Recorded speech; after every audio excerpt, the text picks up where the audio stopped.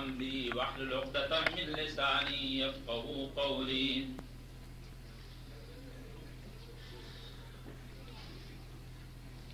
کافی مدت کے بعد ہماری محفل گرم ہوئی تھی. خطیبانہ زبان میں گاڑی اسٹیشن سے باہر نکلی تھی کہ وہ وقفہ ہو گیا، لیکن اب چائے کی وجہ سے گرمی پیدا ہو گئی ہے. باقی جو کسر ہے وہ انشاءاللہ قرآن کے ساتھ پوری کر دوں. ہمارے بھائی ابھی کہتے تھے کہ دیار غیر میں قرآن سنایا ہوتا، تو انشاءاللہ ہم قرآن ہی سنانے کے لیے یہاں موجود ہیں، ورنہ ہم جیسے گناہگار اور کہاں رب کا قرآن،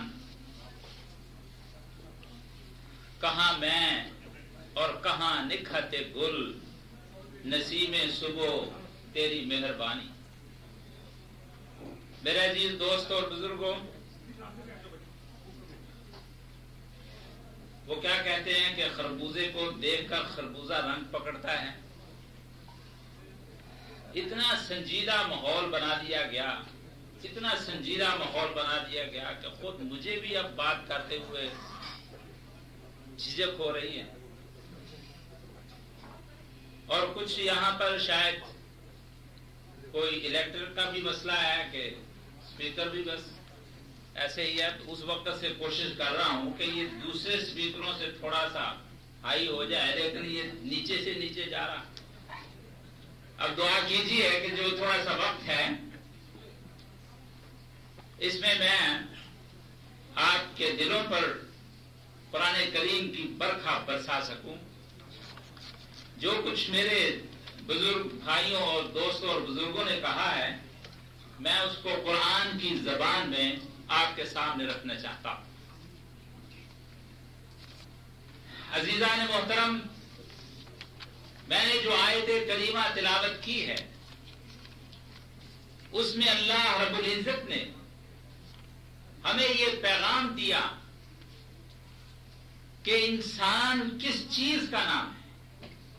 2 ٹانگوں، 2 آنکھوں، 1 وجود، 2 بازوؤں کا نام انسان نہیں، بلکہ انسان وہ ہے کہ جس نے اللہ کی ہدایت کو قبول کیا.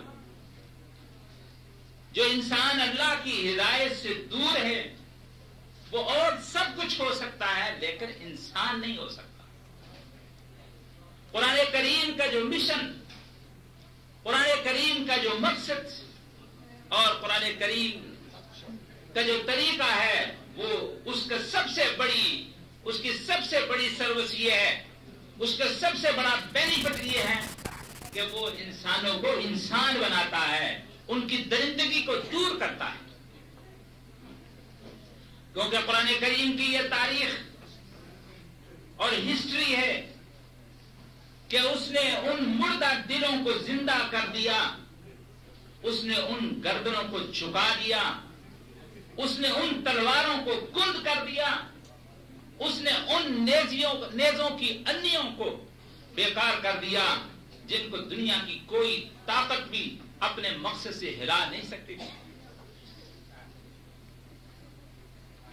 قرآن کریم نے ان کو انسان بننے کا سلیقہ دیا، بتایا کہ انسان کیا ہوتے ہیں، کیسے ہوتے ہیں اور کیسے بنتے ہیں.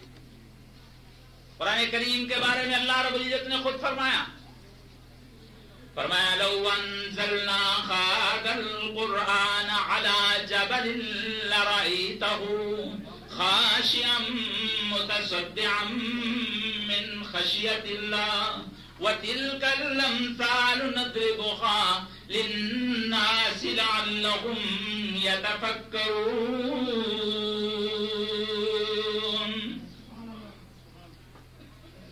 اللہ نے فرمایا میرے حبیب، اس زمین پر، اس دھرتی پر کوئی پہاڑ اتنا ہم نے مضبوط پیدا نہیں کیا کہ جو قرآن کی جلالت کو سہ سکے، برداشت کر سکے. اگر ہم اس قرآن کو پہاڑوں پہ نازل کر دیتے تو تم ان کو دیکھتے کہ وہ ایسے اڑتے ہیں جیسے ان کے اندر کوئی جان ہی نہیں ہے. وَتِلْكَ الْأَمْثَالُ نَضْرِبُهَا لِلنَّاسِ لَعَلَّهُمْ يتفكرون. یہ مثالیں ہم اس لیے بیان کرتے ہیں تاکہ تم اپنی عقل کو کام ملاؤ، سوچو اور سمجھو، اور جو ہم کہہ رہے ہیں اس کو اپنے دلوں پہ لکھ لو. میرے عزیز دوستو، قرآن مجید نے کیسے انسان بنائے اور کس طرح ان کو تربیت کی. اللہ رب العزت نے فرمایا کہ یہ کتنی ایسی ہیوی چیز ہے کہ جس کو کوئی پہاڑ بھی برداشت نہیں کر سکتا. پہاڑ تو ایک طرف رہ گئے. فرمایا انا عرضنا الامانۃ علی السماوات والارض والجبال فابین ان یحملنها واشفقن منها وحملها الانسان انه كان ظلوما جہولا. ہم نے اپنی اس امانت کو آسمانوں پہ پیش کیا. بہت وسیع ہو تم، سب سے اونچے ہو تم، ستارے بے شمار سیارے تمہارے دامن میں موجود ہیں، ذرا ہماری امانت کو اٹھا لو. فَأَبَيْنَ أَن يَحْمِلْنَهَا، آسمانوں نے بھی انکار کیا، زمین نے بھی انکار کیا، پہاڑوں نے بھی انکار کیا، اور کس نے اٹھایا؟ وَحَمَلَهَا الْإِنسَانُ، اس انسان نے اٹھا لیا، جو نہ آسمانوں جتنا اونچا ہے، نہ پہاڑوں جتنا مضبوط ہے، نہ دریاؤں جتنا گہرا ہے، نہ صحراؤں جتنا وسیع ہے، اس کے باوجود اس نے قرآن کو اٹھا لیا. اللہ نے فرمایا إِنَّهُ كَانَ ظَلُومًا جَهُولًا. بڑا ظالم بھی ہے، بڑا نادان بھی ہے. قرآن کریم نے بتلایا کہ تمہارے لیے تمہارے سجدوں کے لیے ایک دروازہ، تمہاری پیشانیوں کے جھکنے کا ایک ہی مقام، اور وہ کون سا ہے؟ وہ اللہ کا دروازہ، اللہ کا در ہے کہ جب انسان اللہ کے در پہ جھکنا سیکھ جائے تو پھر وہ در سے دور نہیں کرواتا. وہ کیا کہا حکیم الامت نے؟ وہ ایک سجدہ جسے تو گراں سمجھتا ہے، 1000 سجدے سے دیتا ہے آدمی پر اجر. میرے عزیز دوستوں اور بزرگوں، قرآن کریم نے بتلایا کہ جس کے دل میں اللہ کی محبت، اللہ کے بھیجے ہوئے نبیوں کی اطاعت اور اللہ کے پیغام کا ادب نہیں، وہ دل اس قابل نہیں کہ وہ اس کے اندر ہم داخل ہو سکیں اور اسے اپنی محبت سے نواز سکیں. فرمایا اللہ الذی خلق السماوات والارض وانزل من السماء ماء فاخرج به من الثمرات رزقا لكم وسخر لكم الفلك لتجري في البحر بأمره وسخر لكم الأنهار وسخر لكم الشمس والقمر دائبين وسخر لكم الليل والنهار وآتاكم من كل ما سألتموه وإن تعدوا نعمة الله لا تحصوها إن الإنسان لظلوم كفار. کوئی زندگی کا ثبوت دو بھائی. بالکل ہی بیٹھ گیا ہو، چائے پینے کے باوجود بھی اب تو آپ بھی اسپیکر کی طرح ہو گئے. بھئی کئی تو ایسے لوگ ہیں کہ وہ ہنسلے والے کھلونے کی طرح خود بخود ہی بولتے ہیں اور آپ کو قرآن سناتے ہیں اور آپ ٹس سے مس نہیں ہوتے. اور نا وہ مصری لوگ جو ہیں، مصری اتنے بھی غرق نہ ہو کہ مجھے بھی اللہ آپ کو جزائے خیر عطا فرمائے. یہ مصری حضرات، ان کے بارے میں یہ ہے کہ وہ قرآن کریم کی تلاوت کرنے اور سننے میں بڑے ماہر ہیں. ابھی آپ نے میرے بھائی حافظ بدید کی 2 دفعہ تلاوت سماعت فرمائی. قدرتی بات ہے، ہم مدینہ منورہ میں تھے تو ہم پوچھتے تھے کہ جس مصری قاری کو دیکھو وہ سورہ یوسف کی تلاوت ہی کر رہا، اور جس کو بھی دیکھو وہ سورہ یوسف، اور بڑے لب و لہجے کے ساتھ 7 قراتوں میں 10 قراتوں میں. تو ایک بار ایک آدمی ساتھی نے پوچھا کہ یہ کیا وجہ ہے کہ سارے مصری قاری سارے کے سارے سورہ یوسف ہی کو کیوں پسند کرتے ہیں؟ میں نے کہا کہ بات اپنے گھر کی ہے نا بھائی، بات اپنے گھر کی ہے. جزاک اللہ.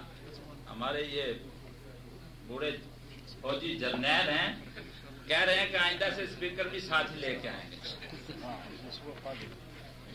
تو میں بات یہ کر رہا تھا کہ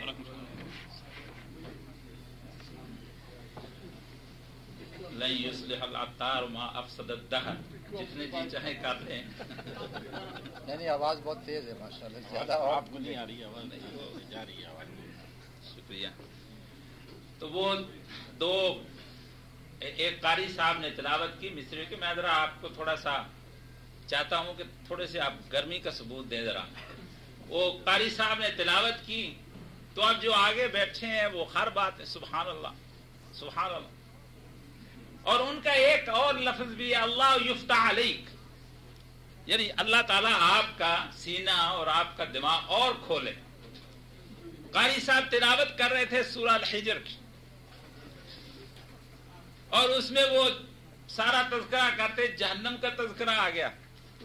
جب انہوں نے اپنے پوری لے میں تلاوت کی لہا سبعۃ ابواب، جہنم کے 7 دروازے، جب انہوں نے وہ تلاوت کی تو سب کے سب کہنے لگے اللہ یفتح علیک. حالانکہ وہ اہل زبان تھے.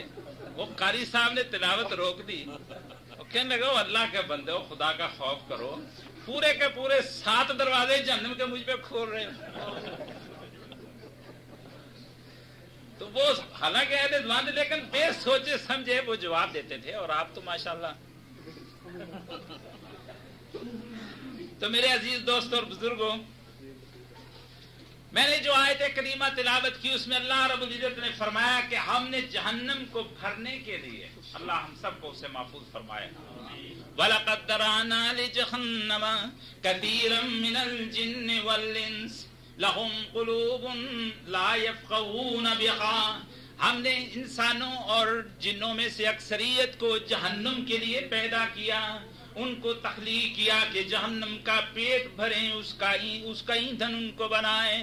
کیونکہ قرآن کریم نے کہا کہ جہنم کا ایندھن اللہ نے کس چیز کو بنایا؟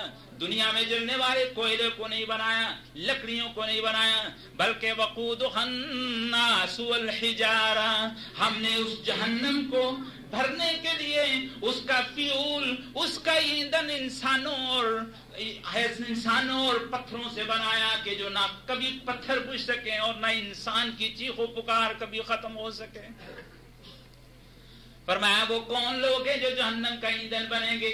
لَهُمْ قُلُوبٌ لَا يَفْقَهُونَ بِهَا، ایسے لوگ ہیں کہ جن کے دل تو ہیں، اگر ان کا آپریشن کیا جائے تو بڑا بڑا دل ان سے نکلے گا، لیکن لا يفقهون بها، وہ دین کی سمجھ سے، وہ اللہ کے میسج کو، وہ اللہ کی ہدایت کو سمجھنے سے آ رہی ہیں.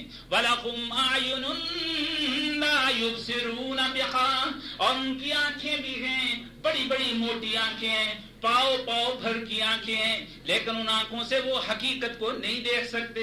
وَلَهُمْ آذَانٌ لَا يَسْمَعُونَ بِهَا، ان کے کان بھی ہیں لیکن کانوں میں حق داخل نہیں ہو سکتا، حق کی بات کو وہ سماعت نہیں کر سکتے. فرمایا اللہ نے تم ان کو کیا انسان سمجھتے ہو؟ فرمایا نہیں، اولئک کالانعام بل هم اضل اولئک هم الغافلون.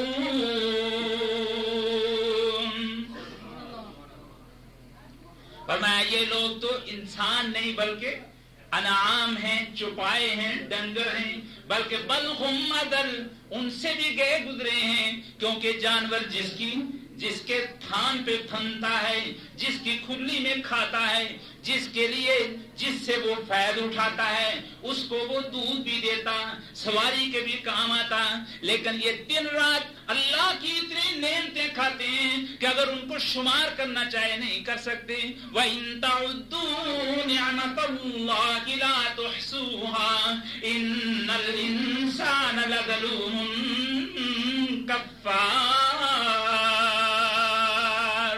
اتنی نعمتیں اللہ کی، اتنے انعامات کی بارش ہے، اگر ساری دنیا اس کو مل کر گننا چاہے تو نہیں گن سکتی۔ اس کے باوجود انسان بڑا ظالم ہے اور بہت ناشکر گزار ہے۔ اس سے پوچھو کیا حال ہے، کہتا بس کچھ نہ پوچھ۔ اور اگر کوئی اللہ کا شکر بھی ادا کرے تو ایسے کرتا ہے جیسے اللہ پہ احسان کر رہا ہے۔ حالانکہ اللہ رب العزت نے جتنی نعمتوں سے انسان کو نوازا، اس کے مقابل میں تو اللہ نے فرمایا وہ ان کو شمار بھی نہیں کر سکتا۔ اولئک کالانعام بل هم اضل، وہ ڈنگر ہیں بلکہ ڈنگروں سے بھی بدتر ہیں۔ کیوں؟ اولئک هم الغافلون، وہ اپنے فریضے سے غافل ہیں، وہ اپنے فرائض سے غافل ہیں، وہ اپنی حقیقت سے بے خبر ہیں۔ جو اپنے انجام کو نہیں جانتا وہ اپنے رب کو کیسے جان سکتا ہے؟ فرمایا اولئک کالانعام بل هم اضل، یہ ڈنگر ہیں بلکہ ڈنگروں سے بھی بدتر ہیں۔ وہ کیا کہا؟ کہتا ہے بندہ بندگی کرے تو بندہ جے، بنا بندگی نجس تے گندا جے۔ بندہ بندگی کرے تو بندہ جے، بنا بندگی نجس تے گندا جے۔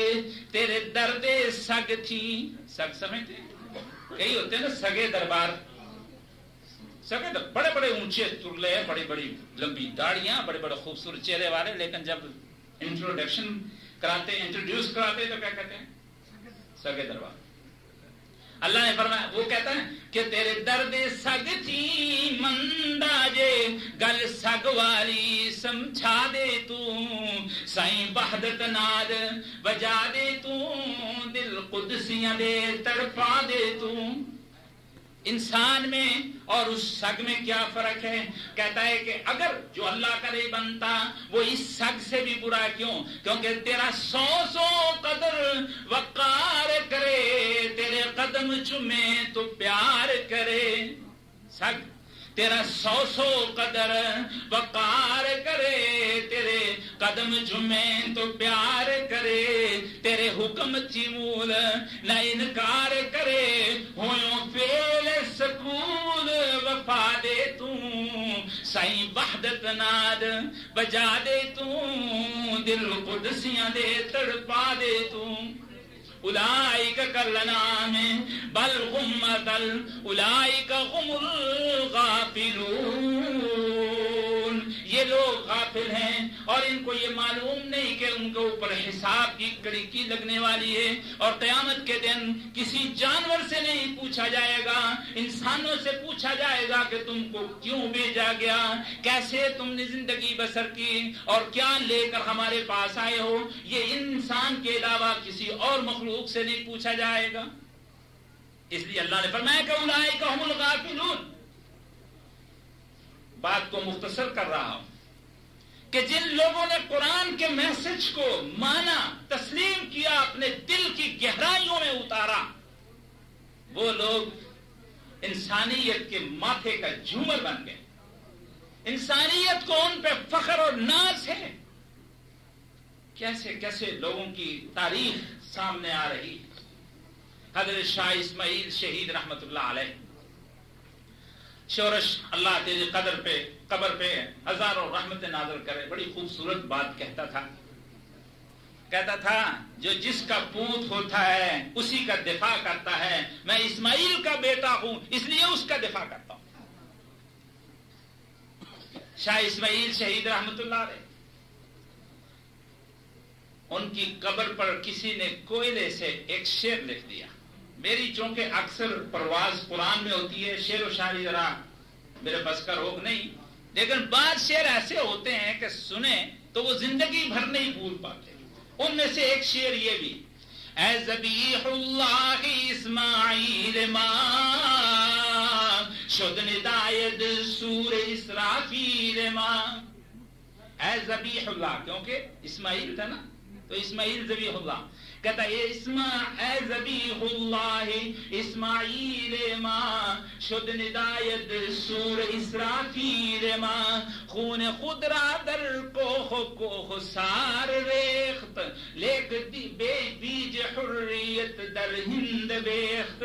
اللہ کی راہ میں جان دینے والے میرے پیارے اسماعیل، اللہ کے فضل کی گھٹا برستی رہے تیرے مرکز پر کہ تیری صدائے حریت، تیری ندائے حریت سور اسرافیل بن کر اٹھی، جس نے بر صغیر میں غفلت کی نیند سونے والوں کو جگا دیا، قبرستانوں میں جھنڈیوں کے سایوں میں بیٹھنے والوں کو صاحب میدان بنا دیا.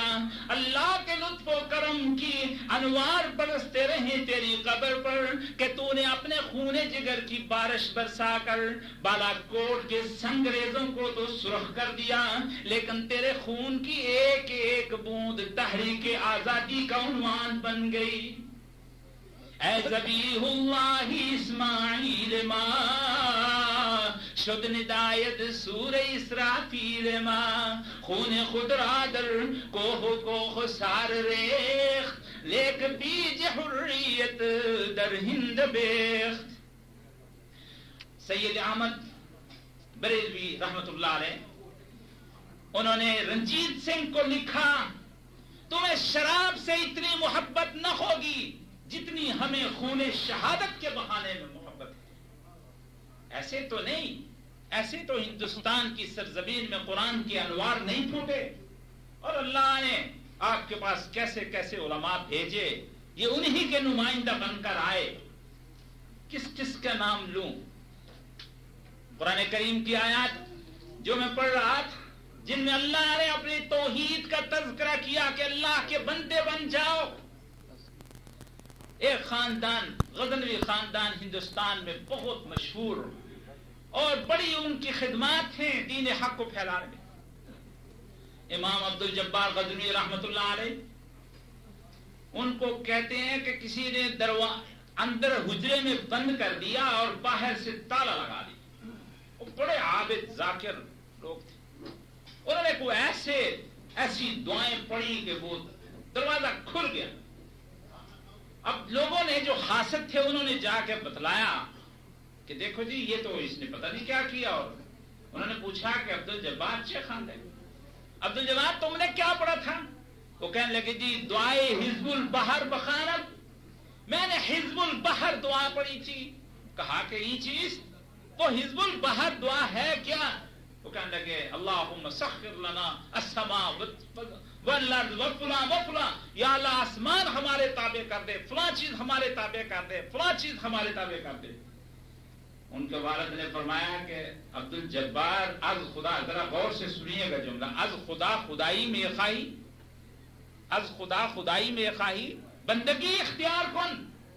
وہ اللہ سے خدائی چاہتے ہو، تمہارا تو مقام یہ ہے کہ تم اللہ کے بندے بن جاؤ. اللہ سے اس کی خدائی نہ مانگو، بلکہ اس کی کبریائی کو تسلیم کرتے ہوئے اس کی بندگی کا راستہ اختیار کرو.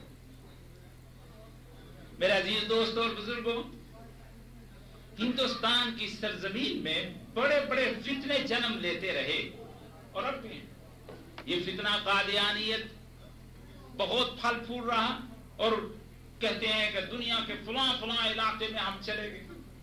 ہمارے حضرت القادر صاحب روپی ان دنوں پر بہت بیمار ہیں، ان کے لیے دعا کیجیے اللہ تعالیٰ ان کو بھی اور تمام علماء کو شفائے کاملہ عطا فرمائے. وہ کہتے ہیں کہ مجھے ایک دفعہ مرزائی کہنے لگا، مبلغ کہنے لگا ہمارے مشن ترکی میں ہیں، ہمارے مشن اسرائیل میں ہیں، ہمارے مشن امریکہ میں ہیں، افریقہ میں ہیں، فلاں میں ہیں، فلاں میں ہیں، فلاں. تو میں نے اس سے پوچھا کہ مکے اور مدینے میں بھی ہے؟ کہنے لگا نہیں. کیا تمہارا مشن مکے اور مدینے میں بھی ہے؟ کہنے لگا نہیں. کہنے لگا اللہ کے نبی نے فرمایا تھا دجال ساری دنیا میں جائے گا لیکن نہ مکے میں داخل ہو سکے گا نہ مدینے میں داخل ہو سکے گا. تو یہ کوئی کمال ہے کہ افریقہ میں فلاں، مزہ تو تب ہے کہ مکے اور مدینے میں ہو. حضرت علامہ احسان اللہ ظہیر رحمت اللہ علیہ فرمایا کرتے تھے کہ لوگ مجھ پہ اعتراض کرتے، کہتے ہیں ایک مولوی نے کانفرنس میں کہا کہ دیکھو اس کی کتابیں بیت اللہ میں بکتی ہیں، میں نے کہا بیت اللہ والوں کی کتابیں بیت اللہ میں بکیں گی، بتا تمہاری بک سکتی ہیں؟ ارے تمہارے تو قرآن کا بھی داخلہ وہاں بند ہے. جس سرزمین میں قرآن اترا وہاں پر قرآن کی تفسیر جو لکھی اس کا بھی داخلہ بند. تو جو چیز جس کی ہوتی ہے وہیں پہ پہنچتی ہے، پہنچی وہیں پہ خاک جہاں کا خمیر تھا. تو یہ دلائل کے ساتھ نبوت کے معاملے میں دلائل نہیں چلتے. ایک آدمی اس نے نبوت کا دعویٰ کیا، وہ مرزے کا ساتھی تھا، اس کا نام تھا فضل. مرزا نے اپنی کتابوں میں اس کا تذکرہ کیا. مرزے کے مرنے کے بعد اس نے بھی نبوت کا دعویٰ کر دیا. کہنے لگا قرآن کریم میں یہ جو آتا ہے ولولا فضل اللہ علیکم ورحمتہ لاتبعتم الشیطان الا قلیلا، اگر اللہ کا فضل تمہارے اوپر نہ ہوتا تو تم شیطان کے پیچھے چلے جاتے. کہتا وہ فضل میں ہوں. مرزا صاحب مرغی تھے، ان کی موت جلدی واقع ہوگی، میں ان کا چوزا ہوں. یہ چوزی نبی ہو گیا. ایک اور نبی بنا، اس کے بعد چھوٹے چھوٹے سنگریزے تھے ریت کے، لیکن وہ پتھر کی طرح سخت تھے. جب اس کو پانی میں ڈالتا تو وہ پگھل جاتے. بادشاہ نے اسے پوچھا تیرے پاس معجزہ؟ کہنے لگا جی یہ میرا معجزہ ہے. بادشاہ نے کہا یہ تو پتہ نہیں تو نے کس چیز سے بنائے ہیں، میں تجھے دوں گا سنگریزے، ان کو پگھلا کے دکھا. کہنے لگا بادشاہ تم تو فرعون سے بھی آگے بڑھ گئے ہو. کہنے لگا کیوں؟ کہنے لگا فرعون نے تو یہ نہیں موسیٰ علیہ السلام سے کہا تھا کہ یہ عصا جو تو لے کے آیا ہے یہ نہیں، میں تجھے عصا دوں گا. اس نے تو نہیں کہا، تو مجھے کیوں کہتا ہے کہ سنگریزے یہی ہوں گے، ماننا ہے مان، نہیں ماننا نہ مان. اسی طرح کا ایک اور مدعی نبوت تھا. تو اس نے اس کو بادشاہ نے کہا اچھا تو نبی ہے؟ کہنے لگا ہاں. کہنے لگا اچھا مجھے تربوز بنا کے دکھا. تربوز. وہ کہنے لگا کہ مجھے جناب اجازت دیجئے ذرا بازار سے ہو آؤں 8 گھنٹے کے لیے. کہنے لگا نہیں یہی بنا کے دکھا.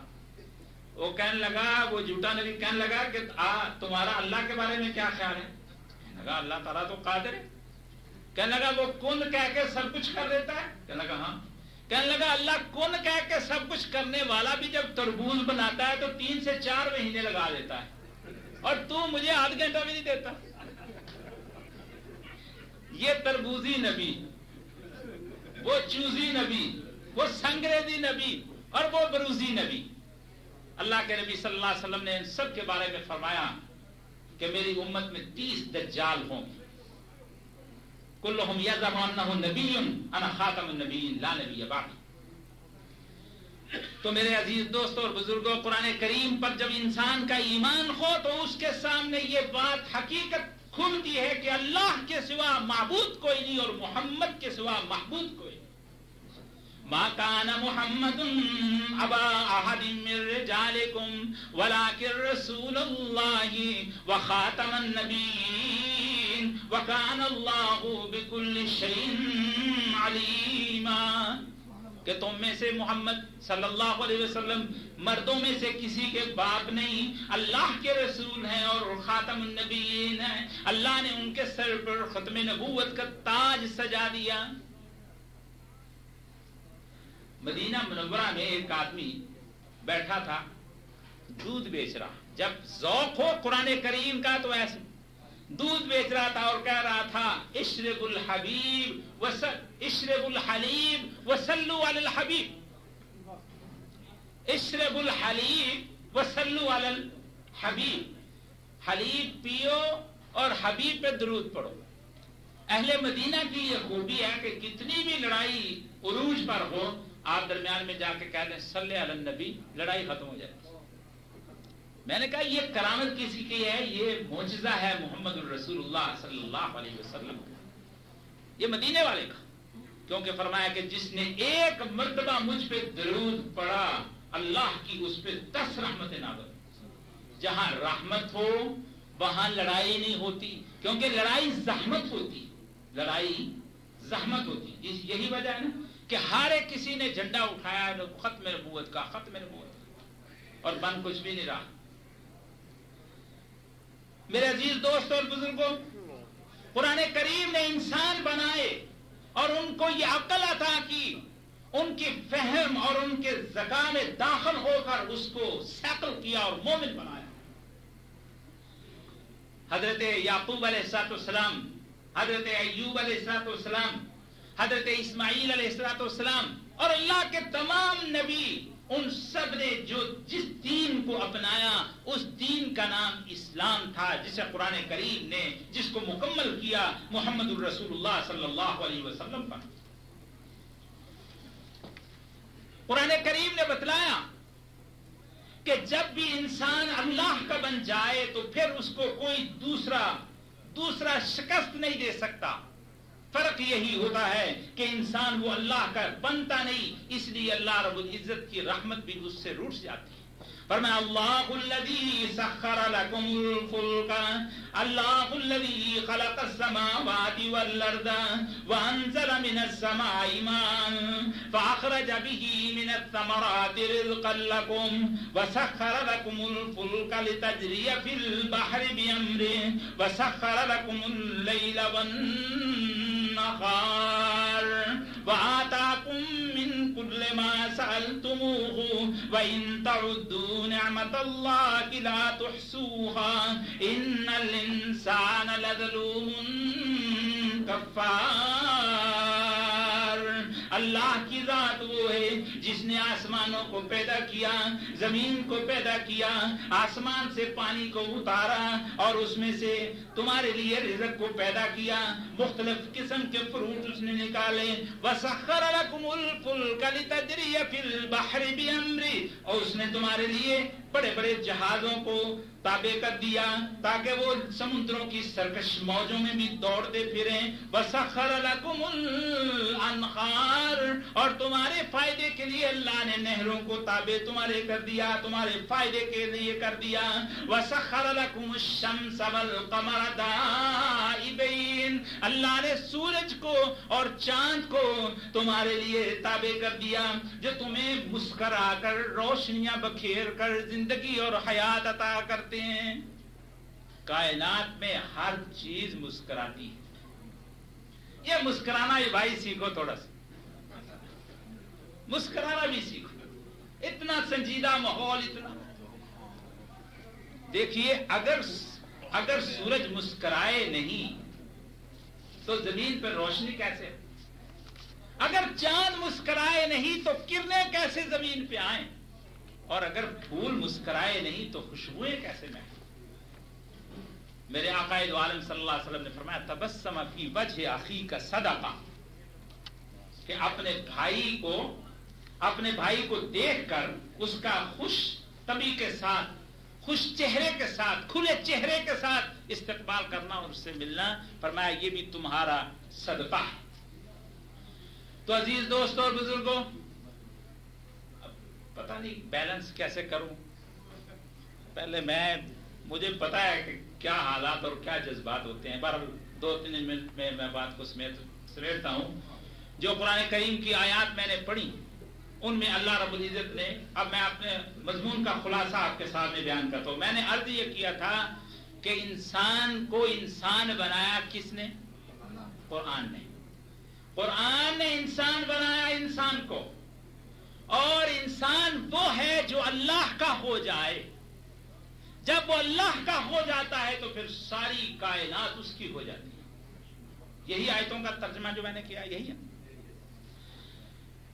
اب آخر میں اکبر الآبادی کے انہی آیات کا ترجمہ انہوں نے جو اپنے رنگ میں کیا، کہتے ہیں کیا جلوے ہیں اس کے پیش نظر، سبحان اللہ سبحان اللہ۔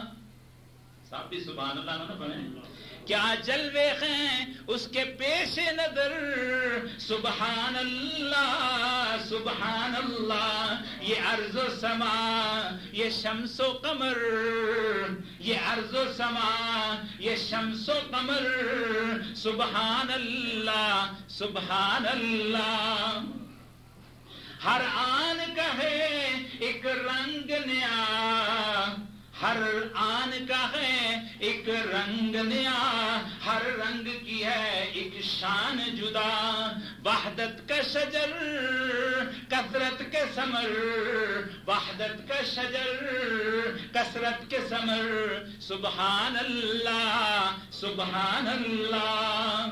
یہ زمزمہ خائے مرغ و چمن، یہ نشو و نمائے سرود چمن، یہ سبزہ و گل یہ سنبل تر، سبحان اللہ سبحان اللہ، یہ ابر رواں یہ برق تپاں، یہ پرتو انجم نور افشاں، یہ پردہ شب یہ حسن سحر، سبحان اللہ سبحان اللہ، اس درجہ ترقی خاک کو دی، اس درجہ ترقی خاک کو دی، وہ ہوش میں آ کر شوق بنی، اس شوق کا خود منظور نظر، سبحان اللہ سبحان اللہ، بس جائے گی اس میں سانس تیری، ہو جائے گا تو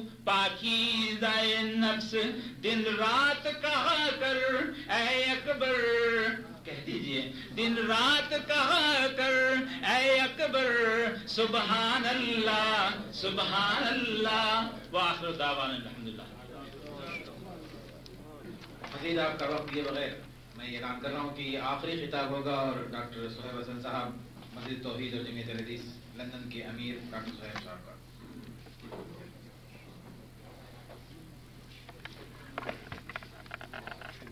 بسم اللہ الرحمن الرحیم، والصلاة والسلام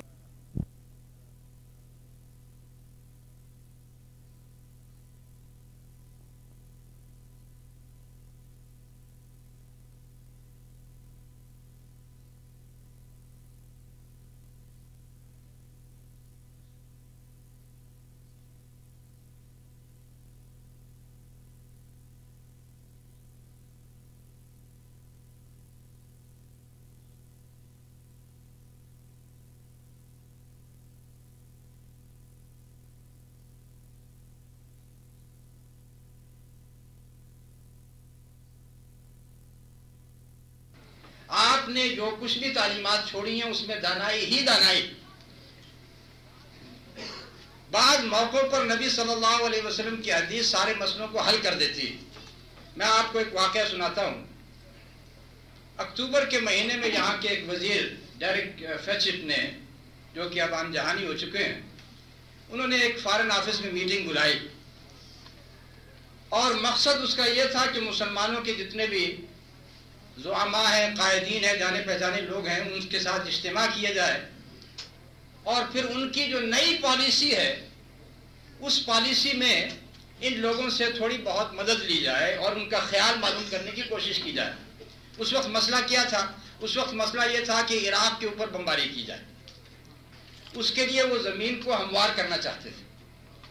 اب جب وہ میٹنگ بلائی تو سب نے ایک ہی بات کہی کہ جناب عالی عراق پر بمباری نہ کیجیے، وہ اس لیے کہ وہاں کے عوام الناس کا تو کوئی قصور نہیں، قصور ہے تو حکام کا ہے، تو آپ بیچارے عوام کو کیوں پیستے ہیں، بمباری نہ کریں۔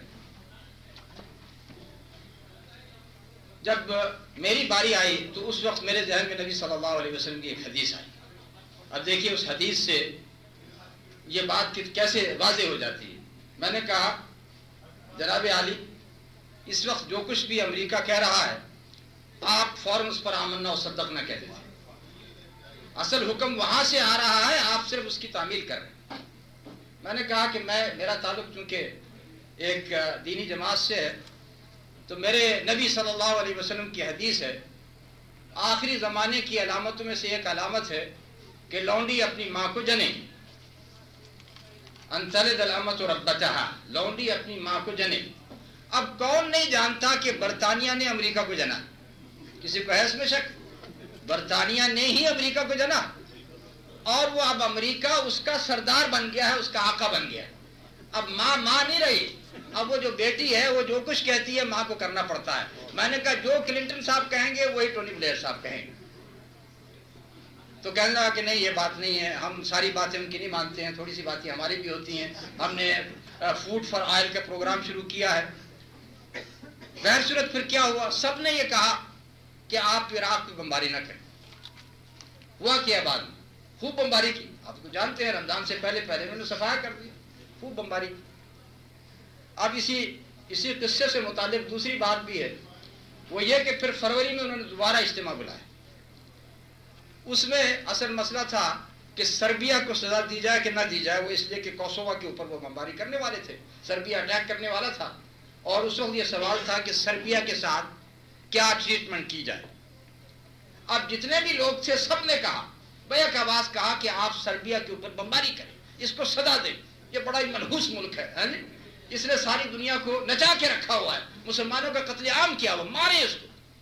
سب یہ لوگ کہتے رہے. اس کے بعد پھر جب میری باری آئی, میں نے کہا جناب وزیر صاحب مجھے ایک چینی کہاوت یاد آتی ہے اس وقت. وہ چینی کہاوت یہ ہے کہ جب آپ نے کوئی کام کرنا ہو تو اپنی بیوی سے مشورہ کرو, جو وہ مشورہ دے اس کا الٹ کرو. میں نے کہا آپ نے مسلم کمیونٹی کو چینی بیوی بنا رکھا. ہم نے اکتوبر میں کہا تھا کہ عراق کے اوپر بمباری نہ کرو, آپ نے ہماری بات سنی, بمباری شروع کر. اب میں کہتا ہوں کہ جناب عالی سربیا سے آپ گلے ملیں, انہیں آپ پھول بھیجیں, آپ انہیں کس کریں. وہ اس لیے کہ میں جانتا ہوں کہ آپ الٹ کریں گے, میں جو مشورہ دوں گا اس کا آپ الٹ کریں. اور پھر وہی ہوا جو کہ بات ہوئی تھی. انہوں نے اس مشورے کو لیا اور بالکل اس کی الٹ کیا. تو بہرصورت کہنے کا مقصد یہ تھا کہ نبی صلی اللہ علیہ وسلم کی احادیث, اس میں بے پناہ حکمت کے ذخائر, اور چند باتیں جو میں اس مختصر وقت میں بیان کرنا چاہتا ہوں. نبی صلی اللہ علیہ وسلم کے پاس ایک آدمی آیا, رات کا سفر کر کے آیا. آپ نے کہا تمہارے ساتھ کون ہے؟ اس نے کہا کہ میں اکیلا ہوں. تو آپ نے کہا اکیلا آدمی سفر کرے شیطان ہے, 2 آدمی سفر کریں وہ بھی شیطان ہے, 3 آدمی سفر کریں تو وہ قافلہ. نبی صلی اللہ علیہ وسلم نے یہ حکمت سجھائی کہ رات کا سفر کوئی شخص کرے تو وہ تنہا سفر نہ کرے, وہ اس لیے کہ کوئی بھی خطرہ اسے پیش آ سکتا ہے. اب اس میں اس سلسلے میں کتابیں بھی لکھی گئی ہیں. کتاب کے اندر یہ واقعہ لکھا ہے, ایک مشہور انگریز تھا ہیمفرے, میموائرز آف ہیمفرے.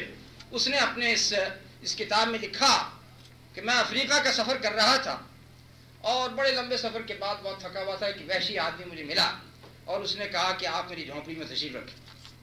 چنانچہ میں اس کی جھونپڑی میں چلا گیا. اس کا تنکوں کا بستر تھا, میں اس کے اوپر لیٹ گیا اور ایسی اچھی نیند آئی, ایسی اچھی نیند آئی کہ 2 دن کے بعد میں اٹھا. 2 دن کے بعد میں اٹھ تو گیا, دیکھا کہ میرا سارا سامان سارا کا سارا غائب. وہ سارا سامان اٹھا کے بعد اس نے اس تنکوں کے اندر ایسی جڑی بوٹیاں شامل کر رکھی تھی کہ جس سے اس کے اوپر نشہ طاری ہو گیا, وہ سوتا ہی رہ گیا. اس نے کہا کہ آئندہ سے میں نے فیصلہ کیا کہ اکیلا سفر نہیں کروں گا. تو نبی صلی اللہ علیہ وسلم کی حدیث میں ایک یہ بھی حکمت ہے کہ اگر آپ 2 آدمی بھی سفر کرتے ہیں, ایک آدمی کو ایکسیڈنٹ ہو جاتا ہے, ایک آدمی زخمی ہو جاتا ہے, تو دوسرا آدمی اس کی مدد لینے کے لیے, اس کے لیے مدد لینے کے لیے جائے گا تو اسے چھوڑ کے چلا جائے بغیر کسی نگرانی. لیکن اگر 3 آدمی ہوں گے تو کم از کم ایک آدمی اس کی نگرانی کرے گا, دوسرا آدمی مدد لے کر آئے گا, یا اگر اس کو اٹھانا بھی ہوگا تو 2 آدمی اسے اٹھا کر لا سکتے ہیں. تو نبی صلی اللہ علیہ وسلم کی جتنی بھی باتیں ہیں وہ ساری کی ساری اس میں حکمت کی باتیں ہیں. آپ کا بستر تھا چمڑے کا اور کھجور کی چھال کا, سخت بستر تھا آپ کا نبی صلی اللہ علیہ وسلم. اب دیکھیے کہ ڈاکٹر حضرات کیا کہتے ہیں. ڈاکٹر طارق یہاں سب بیٹھے ہوئے ہیں, اگر میں کوئی بات غلط کہوں تو آپ ہاتھ اٹھا دیں. انسان کے عضلات نرم بستر سے ڈھیلے پڑ جاتے ہیں اور اس سے گردوں پر برا اثر ہوتا ہے. بعض لوگ آرام دہ بستر پر سوتے رہتے ہیں تو ریڑھ کی ہڈی کے مرض میں مبتلا ہو جاتے ہیں. اسی طریقے سے بچوں کی ہڈیاں بڑی نرم ہوتی, اگر وہ آپ نرم گرم بستر کے اوپر ہمیشہ سلائیں گے تو ان کی ہڈیاں ٹیڑھی ہو سکتی. اور یہ تو سب کو معلوم ہے, کمر کا درد اس کا علاج کیا, آپ اپنا نرم گدا چھوڑیں اور سخت بستر کے اوپر لیٹیں. تو نبی صلی اللہ علیہ وسلم کی اس حدیث کے اندر بھی آپ نے دیکھ لیا کہ کتنی حکمتیں. ایک اور حدیث میں آپ نے ارشاد فرمایا قیامت سے پہلے کی نشانیوں میں ربا کاسیات عاریات مائلات ممیلات, بتیری عورتیں ایسی ہیں جو کہ کپڑا پہنتی ہیں لیکن اتنے باریک کپڑے ہوتے ہیں کہ کپڑا پہننا نہ پہننا برابر ہوتا ہے, سارا کا سارا جسم ان کپڑوں سے چھلکتا. اس کے بارے میں آپ سائنس کیا کہتی ہے؟ الٹرا وائلٹ ریز جو کہ سورج سے نکلتی, اگر جسم کے اوپر موٹا لباس ہو تو پھر ان ریز کو شعاؤں کو وہ روک لیتی, لیکن اگر وہ باریک لباس ہو تو پھر وہ اسے پینیٹریٹ کر کے اس جسم کے اندر داخل ہو جاتی ہیں اور اس طریقے سے مرض کا باعث بنتی. تو نبی صلی اللہ علیہ وسلم کی حدیث کتنی بڑی حکمت ہے کہ آپ خواتین کے لیے کہ موٹا لباس پہنیں. ایسے ہی جوتے کے بارے میں آپ نے فرمایا کہ ایک جوتے کے اندر ایک جوتا پہن کے نہ چلو، پہنو تو دونوں پہنو یا پھر دونوں اتار دو. اور اس کی حکمت بھی آپ سمجھ سکتے ہیں کہ اگر آپ نے ایک جوتا پہنا ہے تو آپ کا بیلنس نہیں رہے گا، توازن باقی نہیں رہے گا. ایک تو ویسے ہی لڑکھڑا کے چلیں گے، اور دوسرے یہ کہ چونکہ اعصابی نظام سارا کا سارا حرام مغز سے اور دماغ سے وابستہ ہوتا ہے تو اس وجہ سے اعصابی نظام آپ کا متاثر ہو سکتا ہے. تو بہتر ہے یا تو آپ ننگے پیر چلیں اور یا پھر دونوں جوتے پہن کے چلیں، ایک جوتا پہن کے نہ چلیں. ایسے ہی آپ کی ہدایت یہ بھی ہے کہ جب جوتا پہنو تو بیٹھ کے پہنو. اب کھڑے ہو کر پہننے میں کیا نقصان ہے؟ اس لیے کہ کھڑے ہو کے پہنیں گے تو ہو سکتا ہے آپ کا بیلنس نہ رہے، آپ دڑکھڑا جائیں اور گر جائیں، یہ بھی ہو سکتا ہے. بیٹھ کر پہنیں گے تو پھر آپ جوتے کو ہاتھ سے پکڑیں گے تو جوتے کو اندر سے دیکھ بھی سکتے ہیں. اگر جوتے کے اندر کوئی حشرات الارض ہیں، کوئی کیڑا ہے، وہ بھی آپ کے علم میں آ جائے گا اور اس طریقے سے آپ کسی بھی نقصان سے بچ سکتے ہیں.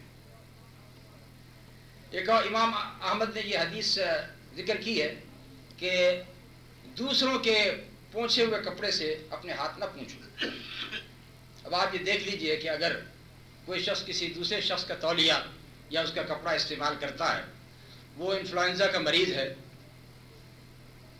تو یہ مرض چونکہ انفیکشس ہے، متعدی ہے، تو جو شخص بھی اس کپڑے کو چھوئے گا اسے اس مرض کے لاحق ہونے کا امکان. ایک اور نبی صلی اللہ علیہ وسلم کی حدیث ہے کہ درندے کی کھال کو نہ بچھاؤ اور نہ اس کے اوپر بیٹھو. دباغت کے بعد بھی، رنگنے کے بعد بھی کہا کہ درندے کی اگر کھال ہو تو اس کے اوپر نہ بیٹھو. اور ماڈرن سائیکالوجی نے، پیرا سائیکالوجی کی تحقیق کے مطابق اگر آپ درندوں کے ساتھ رہتے ہیں، فرض کیجئے آپ سفاری پارک کے مینیجر ہیں یا وہاں پر لوگوں کو گائیڈ کرتے ہیں، درندوں کے ساتھ رہتے ہیں تو درندوں کی خصوصیات کا آپ کے اندر آ جانا یہ بعید نہیں. اور جو شخص درندے کی کھال کے اوپر بیٹھے گا تو چاہے آپ کتنے بھی کیمیکل استعمال کر کے اس کھال کو دھوئیں لیکن پھر بھی اس کے اندر کچھ نہ کچھ جرمز باقی رہ جاتے ہیں. اور اس طریقے سے یہ اثرات انسان کے اندر منتقل ہوتے ہیں. اور یہ بھی بات یاد رکھیے کہ جو بھی آپ گوشت کھاتے ہیں اس کا اثر آپ کے جسم پر، آپ کے اخلاق کے اوپر ہوتا ہے. اور اگر آپ کو اس میں کوئی شک ہے تو سور کا گوشت کھا کے دیکھ لیجئے، یا نہیں کھانا چاہتے جو لوگ کھاتے ہیں، شرم و حیا ختم ہو جاتی ہے. بالکل شرم و حیا ختم ہو جاتی ہے. وہ اس لیے کہ سارے جانوروں میں صرف ایک ہی جانور ایسا ہے جس میں کوئی شرم نہیں، اور وہ یہی جینٹل مین ہے، یہ سور. کوئی شرم نہیں ہے قطعاً اس میں. تو جو اقوام اس کا گوشت کھاتی ہیں ان کے اندر شرم و حیا رخصت ہو جاتی ہے، جو کہ آپ اپنی آنکھوں سے دیکھ رہے ہیں. عربوں میں یہ بھی رواج تھا کہ اگر کوئی جوڑا شادی کرنے والا ہے تو اس کو کبوتر کا گوشت کھلایا کرتے تھے. وہ کس لیے کہ کبوتر کا گوشت نرم ہوتا ہے، تو ان کے دل میں نرمی پیدا کرنے کے لیے، رقت پیدا کرنے کے لیے کبوتر کا گوشت کھلایا کرتے تھے. تو گوشت کا اثر ہوتا. اور یہ سب کو معلوم ہے کہ اونٹ کے گوشت میں ایک خاص چیز ہے، وہ یہ کہ اونٹ کے اندر کینہ پایا جاتا ہے، غصہ پایا جاتا ہے. تو جو لوگ اونٹ کا گوشت کثرت سے کھاتے ہیں ان میں بھی یہ اخلاق پیدا ہو جاتا ہے، کثرت سے اگر کھاتے ہیں. کباب کس کے تیار؟ اونٹ کے بارے میں تو خیر اونٹوں کے ساتھ نہیں رہا، لیکن جو لوگ ہاں جی، یعنی جو لوگ جانتے ہیں ان باتوں کو خاص طور پہ، وہ اس بات کو سمجھتے ہیں کہ اونٹ کبھی بھی انتقام کے جذبے کو نہیں چھوڑتا ہے. کسی آدمی نے اس کو مارا ہے، لاٹھی سے مارا ہے، ویسے مارا ہے، وہ اس کو تاڑتا رہتا ہے، کب یہ اکیلا ہوگا تو میں اس کو لات ماروں گا. ہاں اب دیکھیے حافظ نسیم صاحب نے میری بات کی تائید کر دی. ایک اونٹ کا واقعہ ہے، شتر کینہ معروف ہے، جیسے کہ انہوں نے کہا کہ اونٹ کے چرانے والے نے اسے کبھی مارا تھا اور وہ اس کے انتظار میں رہا. ایک دن یہ اونٹ کا چرانے والا باہر چارپائی پہ سو رہا، رات کے وقت یہ اونٹ آیا. اتفاق سے اس دن بارش ہو گئی اور وہ آدمی گھر چلا گیا، اٹھ کے اپنا کمبل وہیں چھوڑ گیا اور گھر چلا گیا. اور اونٹ آیا اور اس بستر کے اوپر بیٹھ گیا، چارپائی کے اوپر بیٹھ گیا. چارپائی ساری کی ساری ٹوٹ گئی. وہ یہی سمجھ رہا ہے کہ یہ میرے نیچے ہے، لیکن وہ اتفاق سے اللہ تعالیٰ نے اس کو بچانا تھا، وہ بچ گیا۔ ایسے ہی نبی صلی اللہ علیہ وسلم نے ایک تو کتے کے بارے میں خاص طور پر کہا ہے کہ اگر کتا کسی برتن کے اندر منہ ڈال دے تو اس کو 6 دفعہ دھو، اس میں 1 دفعہ آپ مٹی سے بھی دھوئیں اور اس کے بعد پھر پانی سے 6 دفعہ، تو یہ 7 دفعہ اس کو دھونا ہے۔ وہ اس لیے کہ کتے کے منہ میں جو جراثیم پائے جاتے ہیں انہیں ختم کرنے کے لیے سب سے بہترین کیمیکل کیا ہے؟ وہ مٹی، اور اس چیز کو آج کل کی سائنس نے ثابت کیا۔ اور پھر ایک اور حدیث ہے کہ اگر کتا گھر میں آ کے بیٹھ جائے تو جہاں پر وہ بیٹھا ہے اس کو بھگا دو اور وہاں پر پانی چھڑک دو۔ اس میں کیا حکمت ہے؟ اس لیے کہ اس کے اندر جرمز، ریبیز جرمز پائے جاتے ہیں، اور ہو سکتا ہے یہ جرمز وہ وہاں پر چھوڑ جائے تو پانی سے اس کو صاف کیا جائے۔ آخر میں ایک بات خواتین کے لیے بھی مفید ہے، میں آپ کا زیادہ وقت نہیں لینا چاہتا۔ ماں کے دودھ کی جو خصوصیات ہیں وہ بوتل کے دودھ میں آج تک نہیں پائی گئی۔ بتھیرے لوگوں نے کوشش کی کہ کسی طریقے سے بوتل کے دودھ کو ایز اے آلٹرنیٹو پیش کیا جائے، ایسا نہیں ہو سکتا۔ ماں کے دودھ میں جو خصوصیات ہیں، سب سے پہلی بات کہ نفسیاتی اور جسمانی اعتبار سے وہ بچے جو کہ ماں کا دودھ پیتے ہیں وہ زیادہ صحت مند ہوتے ہیں۔ اور اسی طریقے سے یونائٹڈ نیشن کے محکمہ صحت یونیسیف اس کی تحقیق ہے کہ دنیا میں تقریباً 10 لاکھ بچے صرف اس وجہ سے وفات پاتے ہیں کہ انہیں قدرتی دودھ نہیں ملتا، ماں کا دودھ نہیں ملتا، یا کسی انفیکشن یا کسی بیماری کی وجہ سے معذور ہو جاتے ہیں۔ وہ بچے جو کہ اپنی ماں کا دودھ پیتے ہیں وہ ذہین ہوتے ہیں۔ اب ظاہر ہے کہ جو شخص گائے کا دودھ پیے گا، گائے کی ذہانت اس میں آئے گی، بکری کی ذہانت آئے گی، لیکن جو اپنی ماں کا دودھ پیے گا تو ماں کی ذہانت اسے منتقل ہوگی۔ اور سب سے بڑی بات یہ کہ وہ خواتین جو کہ اپنے بچوں کو اپنی چھاتی سے دودھ پلاتی ہیں ان میں سرطان، کینسر بہت کم ہوتا ہے، اور اگر کینسر ہو بھی جائے تو اس کی شفا یابی کے امکانات زیادہ ہوتے ہیں۔ اور ایک اور بات کہ جن خواتین کے بچے 30 سال کی عمر سے پہلے پیدا ہو جاتے ہیں تو ان میں سرطان کا امکان، کینسر کا امکان بہت کم ہوتا ہے۔ یہ باتیں ایسی ہیں کہ جو ہمیں اسلام کے مطالعے سے معلوم ہوتی ہیں، اور نبی صلی اللہ علیہ وسلم کی آپ احادیث کا مطالعہ کریں آپ کو ایسی بے شمار باتیں ملیں گی۔ مسواک کا استعمال خاص طور پر، اور کیسے کیسے امراض کو ٹریٹ کیا گیا ہے صرف مسواک کی وجہ سے۔ تو نبی صلی اللہ علیہ وسلم کی سنتوں کے اوپر عمل کیجئے، اس کے اندر برکت ہی برکت ہے، صحت ہی صحت ہے، اور اس کے ساتھ ساتھ آپ کی دنیا اور آخرت دونوں کا سنوارنا ہے۔ وصلی اللہ تعالی علی نبینا محمد وعلی آلہ وصحبہ وسلم۔ وہ آخر میں چند کلمات مولانا شعیب احمد میر پوری صاحب کہیں گے، لیکن بہر صورت اس مسجد کی انتظامیہ کی طرف سے میں آپ تمام حضرات کا شکریہ ادا کرتا ہوں۔ آپ نے کافی وقت دیا، بہت صبر کے ساتھ یہ سارا کا سارا وقت آپ نے تقاریر کے سننے میں، سماعت میں گزارا۔ اللہ تعالیٰ آپ کو جزائے خیر دے، آپ کے علم میں اضافہ کرے، آپ کے تقویٰ میں، آپ کے حسن عمل میں، سب چیزوں میں اضافہ کرے۔ اور جن لوگوں نے اس کانفرنس کو کامیاب بنانے میں جد و جہد کی ہے، اللہ تعالیٰ ان سب کو جزائے خیر عطا کرے۔ ہمارے میر برادران ہیں، ریڈنگ سے تشریف لائے ہیں، ان کے ایک بچے کا عقیقہ تھا، وہ سارا کا سارا عقیقہ آپ نے کھا لیا، اس وجہ سے اب ان کا بھی شکریہ ادا کرنا واجب ہے۔ اور ہمارے ینگ حضرات، بوڑھے حضرات، بچے، جن سب نے، اور خاص طور پر خواتین، ان کا تذکرہ نہ کیا تو پھر تو اور مشکل آ جائے گی، اس وجہ سے ان سب کا شکریہ ادا کرنا میں اپنی ڈیوٹی سمجھتا ہوں۔ اللہ تعالیٰ اور زیادہ توفیق عطا فرمائے، جزاکم اللہ خیراً۔ آخر میں مولانا شعیب احمد میر پوری صاحب چند کلمات کہیں گے۔ کلمہ تشکر سے پہلے ایک یہ اعلان آپ سماعت فرما لیں۔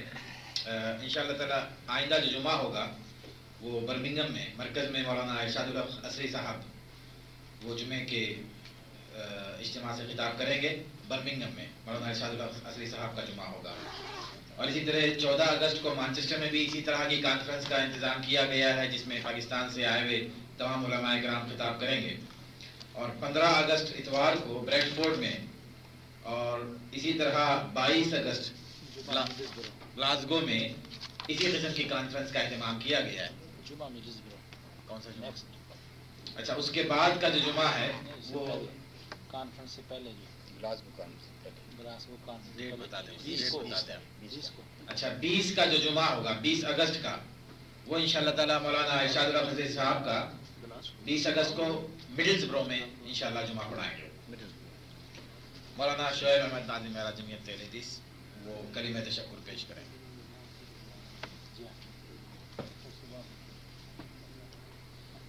الحمد للہ رب العالمین والصلاة والسلام علی اشرف المرسلین نبینا محمد صلی اللہ علیہ وعلی آلہ وصحبہ اجمعین۔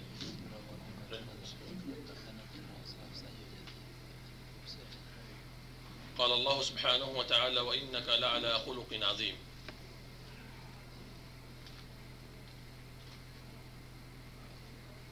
میرے بھائیوں، دوستوں اور نوجوان ساتھیوں اور معزز علماء کرام، السلام علیکم ورحمۃ اللہ وبرکاتہ۔ مجھ سے قبل آپ نے مختلف تقاریر سنی اور مجھ سے قبل تھوڑی ہی دیر میں مولانا صہیب حسن صاحب نے ماشاءاللہ بہت ہی عمدہ باتیں کی ہیں۔ میں اللہ تعالیٰ سے دعا کرتا ہوں کہ اللہ تعالیٰ ہم نے جو کچھ اس کانفرنس میں سنا ہے اس پر ہمیں عمل کرنے کی توفیق عطا فرمائے۔ میرے بھائیوں، جیسا کہ آپ نے سنا ہے کہ میں صرف آپ کے سامنے شکریہ ادا کرنے کے لیے کھڑا ہوا ہوں، تو میں مرکزی جمعیت اہل حدیث برطانیہ اور بالخصوص جمعیت اہل حدیث لندن کی طرف سے آپ تمام بھائیوں، بہنوں اور دوستوں کا شکریہ ادا کرتا ہوں، اور ساتھ ہی ساتھ ان علماء کرام کا جو پاکستان سے تشریف لائے، مولانا حجازی صاحب، عصری صاحب اور پروفیسر ساجد میر صاحب کا تہ دل سے شکریہ ادا کرتا ہوں۔ اور جیسا کہ آپ نے مجھ سے قبل مولانا حفیظ اللہ خان صاحب سے سنا ہے کہ سیٹرڈے جو آنے والا ہے اور اسی طرح سنڈے مانچسٹر بریڈ فورڈ میں بھی اسی طرح کانفرنس ہوں گی، تو آپ تمام بھائیوں سے گزارش ہے کہ آپ اس کانفرنس میں تشریف لائیں اور اس کانفرنس کو بھی کامیاب کرنے کی کوشش فرمائیں۔ میرے بھائیوں، صرف آخری ایک بات آپ کے سامنے رکھنا چاہتا ہوں کہ ہمیں چاہیے کہ رسول اللہ صلی اللہ علیہ وسلم کی سنتوں پر عمل کریں، اور بالخصوص ان سنتوں پر عمل کریں جن سنتوں کو ہم بھول چکے ہیں یا جن سنتوں کا ہمیں علم نہیں ہے۔ جیسا کہ نماز عصر کے بعد آپ نے سنا کہ رسول اللہ صلی اللہ علیہ وسلم کی یہ سنت ہے کہ جب سورج کو گروں لگتا ہے، اور رسول اللہ صلی اللہ علیہ وسلم کی یہ سنت ہے کہ آپ صلی اللہ علیہ وسلم نے نماز پڑھی اور صحابہ کو اس کا حکم بھی دیا۔ اسی طرح نماز کے بعد رسول اللہ صلی اللہ علیہ وسلم کی یہ سنت ہے کہ رسول اللہ صلی اللہ علیہ وسلم کثرت کے ساتھ اللہ کا ذکر کیا کرتے تھے۔ تو ہمیں بھی چاہیے کہ رسول اللہ صلی اللہ علیہ وسلم کی اس سنت پر بالخصوص عمل کریں، اس لیے کہ ہم نے اپنے ساتھ ایک لیبل لگایا ہوا ہے کہ ہم اہل حدیث ہیں، رسول اللہ صلی اللہ علیہ وسلم کی سنتوں پر عمل کرنے والے ہیں، اور اگر ہم ہی رسول اللہ صلی اللہ علیہ وسلم کی سنتوں پر عمل نہیں کریں گے تو میرے بھائیوں اور کون کرے گا؟ اس لیے تمام بھائیوں سے گزارش ہے کہ رسول اللہ صلی اللہ علیہ وسلم کی سنتوں پر عمل کریں اور بالخصوص نوافل کا اہتمام کریں۔ رسول اللہ صلی اللہ علیہ وسلم کثرت کے ساتھ نوافل پڑھتے تھے، اور نماز کے بعد کثرت کے ساتھ رسول اللہ صلی اللہ علیہ وسلم استغفار پڑھا کرتے تھے۔ بلکہ ایک دفعہ رسول اللہ صلی اللہ علیہ وسلم نماز سے فارغ ہوتے ہیں اور استغفر اللہ پڑھتے ہیں، تو صحابہ رسول اللہ صلی اللہ علیہ وسلم سے عرض کرتے ہیں کہ اللہ کے رسول، ابھی ہم تو نماز سے فارغ ہوئے ہیں، ہم سے کون سی کوتاہی ہوگی ہے جس کے لیے آپ معافی مانگ رہے ہیں اور استغفار پڑھ رہے ہیں؟ رسول اللہ صلی اللہ علیہ وسلم نے ارشاد فرمایا کہ جس طرح اللہ سبحانہ و تعالیٰ نے ہمیں حکم دیا ہے نماز پڑھنے کا، کما حق ہو ہم نماز ادا نہیں کر سکتے، اس لیے اللہ سبحانہ و تعالیٰ سے توبہ اور استغفار کرتے ہیں۔ تو میرے بھائیوں، وہ رسول اللہ صلی اللہ علیہ وسلم جن سے گناہ نہیں ہو سکتا یا جن سے کوئی غلطی نہیں ہو سکتی، وہ کثرت کے ساتھ استغفار اور توبہ کرتے ہیں. تو ہمیں بھی چاہیے کہ رسول اللہ صلی اللہ علیہ وسلم کی سنتوں پر عمل کریں، بلکہ اس حدیث کی طرف دیکھیں کہ جو رسول اللہ صلی اللہ علیہ وسلم کے بارے میں مشہور ہے کہ آپ صلی اللہ علیہ وسلم رات کے وقت کثرت کے ساتھ اللہ سبحانہ و تعالیٰ کے آگے گڑ گڑا کر رویا کرتے تھے، کھڑے ہو کر کثرت کے ساتھ عبادت کیا کرتے تھے. اور ایک دن حضرت عائشہ صدیقہ رضی اللہ تعالی عنہا نے رسول اللہ صلی اللہ علیہ وسلم کو کہا کہ اللہ کے رسول، آپ جس زمین پر کھڑے ہوتے ہیں اور آپ کے پاؤں جو ہیں وہ سوج جاتے ہیں، آپ کی آنکھوں سے جو آنسو نکلتے ہیں، آپ کی داڑھی مبارک جو ہے وہ بھی مبلبل ہو جاتی ہے، اللہ کے رسول اتنی زیادہ مشقت نہ کریں. تو رسول اللہ صلی اللہ علیہ وسلم نے کہا تھا کہ افلا اکون عبدا شکورا، کہ عائشہ کیا میں اس اللہ کا شکر گزار بندہ نہ بنوں جس نے مجھ کو خاتم النبیین بنایا. تو میرے بھائیوں، ہمیں چاہیے کہ رسول اللہ صلی اللہ علیہ وسلم کی سنتوں پر عمل کریں. اللہ تعالی ہم تمام بھائیوں کو رسول اللہ صلی اللہ علیہ وسلم کی سنتوں پر عمل کرنے کی توفیق عطا فرمائے. جیسا کہ آپ نے سنا ہے کہ مانچسٹر اور بریڈ فورڈ میں بھی اس قسم کی کانفرنس ہوں گی انشاءاللہ باذن اللہ تعالی. مڈلسبرا میں جمعہ جو ہے جیسے آپ نے سنا ہے مولانا نصری صاحب کا ہوگا، اور مڈلسبرا کے ساتھی یہاں پر تشریف فرما چکے ہیں. اور جیسا کہ آپ لوگوں کو، آپ ساتھیوں کو معلوم ہے کہ ہمارے بھائیوں نے وہاں پر ایک بہت اچھی جگہ خریدی ہے اور اس کو کنورٹ کیا ہے مسجد میں، ایک چرچ ہے. اور آپ تمام بھائیوں کے وہ مستحق ہیں مثلا کہ ڈونیشن کے لیے. تو تمام بھائیوں سے گزارش ہے کہ آپ بڑھ چڑھ کر ان بھائیوں کے ساتھ جو ہے وہ مدد کریں. اللہ تعالیٰ آپ تمام کا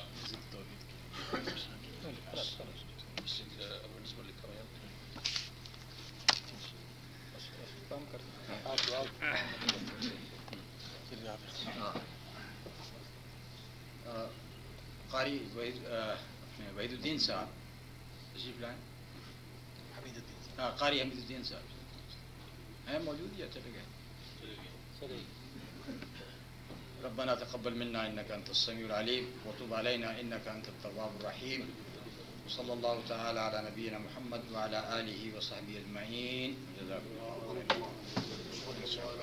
الله خيرا.